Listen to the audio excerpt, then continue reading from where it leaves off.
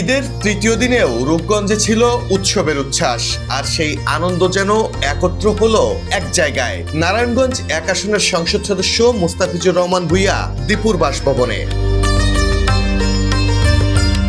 সকাল থেকেই মোড়াপাড়ায় তার বাসায় ভিড় করতে থাকেন বিএনপি নেতাকর্মী ও সাধারণ মানুষ। চারদিক ভরে ওঠে শুভেচ্ছা, কোলাকুলি আর হাসি মুখে। ঈদের আনন্দ ভাগাভাগি করতে সবাইকে কাছে টেনে নেন তিনি।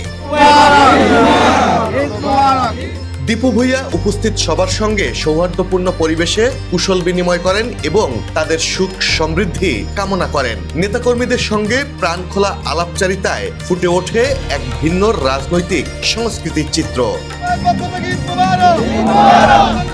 স্থানীয়দের মতে এই আয়োজন শুধু শুভেচ্ছা বিনিময় নয়, এটি ছিল মানুষের সঙ্গে নেতার সরাসরি সংযোগের এক উজ্জ্বল উদাহরণ। ঈদের আনন্দ, মানুষের ভালোবাসা আর মিলন মেলার এই দৃশ্য রূপগঞ্জে তৈরি করেছে এক অন্যরকম উৎসবের আবহ।